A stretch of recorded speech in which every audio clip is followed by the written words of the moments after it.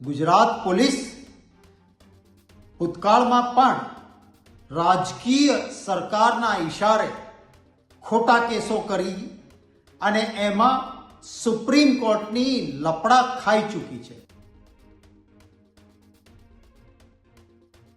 Supreme કોર્ટે કડક શબ્દોમાં ટીકાઓ કરી છે. એમ છતાં હજી આ રીતના એરેસ્ટ એ કોઈ સંજોગોમાં ચાલે નહીં. હું પોતે પણ કહું છું કે દેશના જાબાજ સૈનિકોને પૂરતું શ્રેય મળવું જોઈએ. જાબાજ સેના અને સૈનિકોને નમન છે, એમને શ્રેય આપવું જોઈએ. ચાલો હું પણ આ બોલું છું, મને પણ એરેસ્ટ કરો. એક દેશનો નાગરિક, કોંગ્રેસનો કાર્યકર્તા આ જ ભાષામાં વાત કરશે. તાકાત હોય તો પૂરે અમને જેલમાં રાખો, જેલમાં. ઓપરેશન સિંદૂર.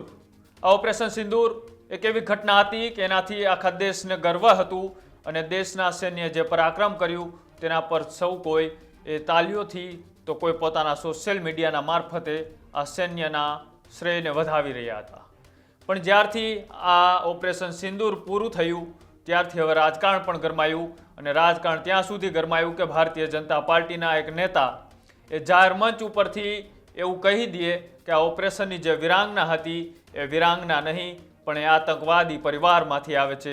આવું કહેતા તેમ પણ પોલીસ એમની ધરપકડ ના કરે અને છેલ્લે કોર્ટને કહેવું પડે કે 24 કલાકમાં તમે ધરપકડ નહીં કરો તો અમારે પણ તમારી ઉપર કાંઈક એક્શન લેવા પડશે. હવે એવી જ ઘટના ફરીથી ગુજરાતમાં બને છે. આમ તો અભિવ્યક્તિની આઝાદી છે લોકશાહીમાં, જે પણ પોતાનો અભિપ્રાય હોય એ સોશિયલ મીડિયા મારફતે કે જાહેરમાં વ્યક્ત કરી શકે.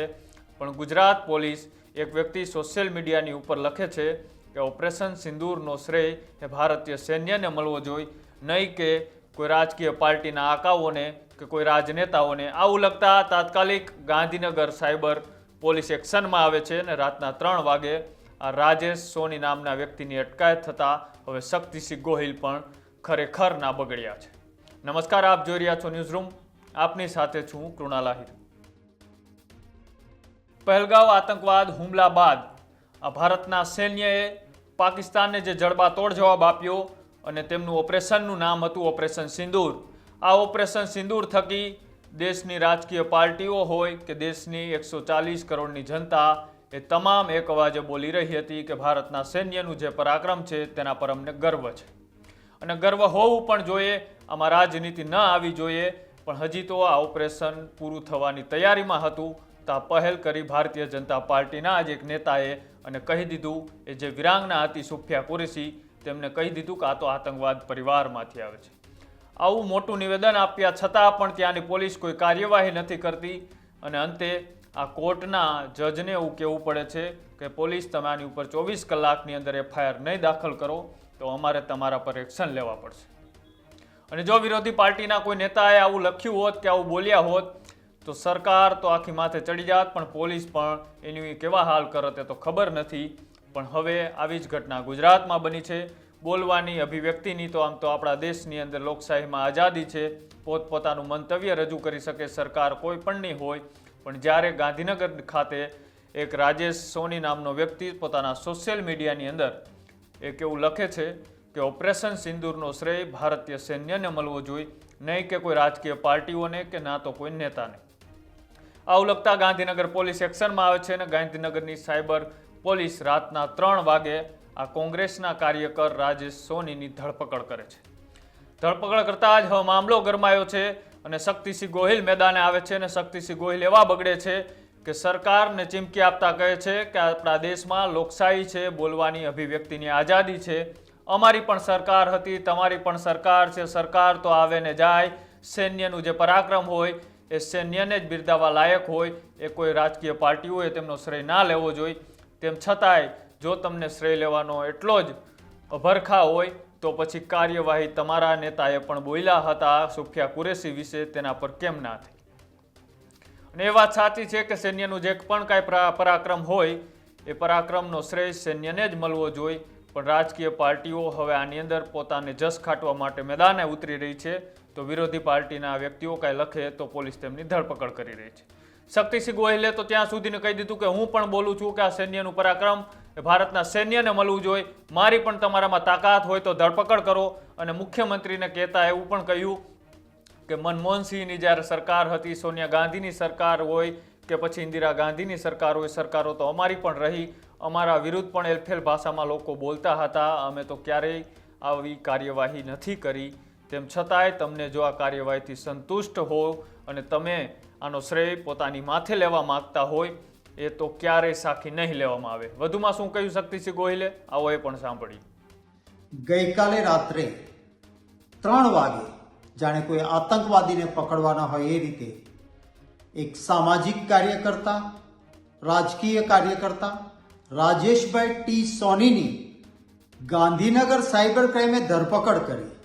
એમનો ગુનો શું છે? એમણે પોતાના ફેસબુક પેજ ઉપર આપણા જાબાજ બહાદુર સૈનિકોની ચિંતા કરી એમણે લખ્યું કે આ સૈનિકોની બહાદુરી છે, એમને શ્રેય નહીં મળે. અને જે રીતે પબ્લિસિટી થઈ રહી છે, જે રીતે મતબેંકના પોલિટિક્સ માટે પબ્લિસિટીના ખર્ચાઓ થાય છે, એ યુદ્ધના હવાઈ જહાજ ઉડાવવાના ખર્ચા કરતાં પણ વધારે ખર્ચાઓ પબ્લિસિટી માટે થાય છે. શું આ કોઈ ગુનો છે?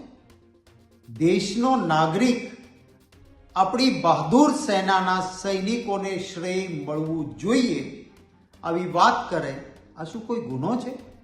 ગુજરાત પોલીસ ભૂતકાળમાં પણ રાજકીય સરકારના ઇશારે ખોટા કેસો કરી અને એમાં સુપ્રીમ કોર્ટની લપડા ખાઈ ચૂકી છે.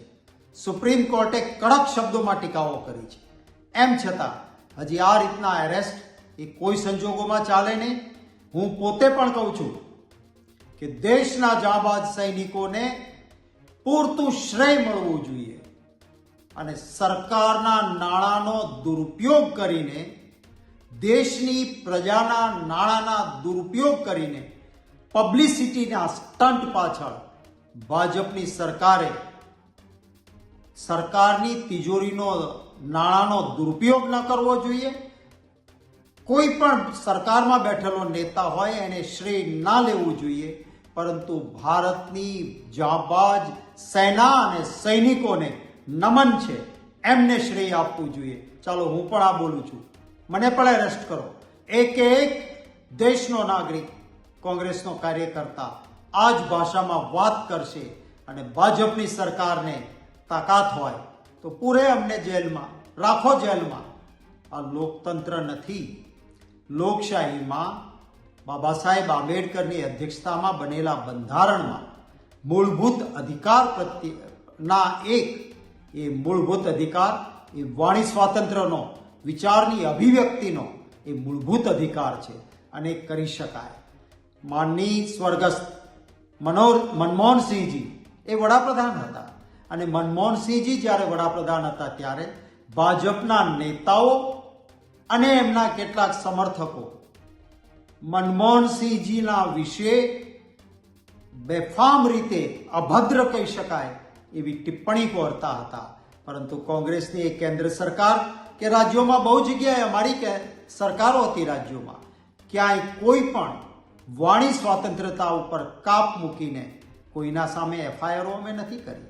વિનંતી કરીશ ગુજરાત રાજ્યના મુખ્યમંત્રીશ્રીને કે તમારે ત્યાં કદાચ તમારી જાણ બહાર કે જાણમાં જ્યાં ચાલતું હોય ત્યાં કડક સૂચના આપો.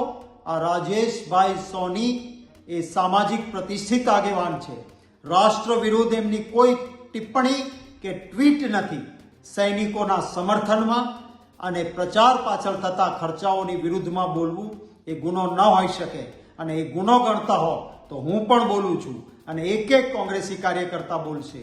એટલા માટે તાત્કાલિક રાજેશભાઈ સોનીને જામીન મળવા જોઈએ એવી માંગ કરું છું.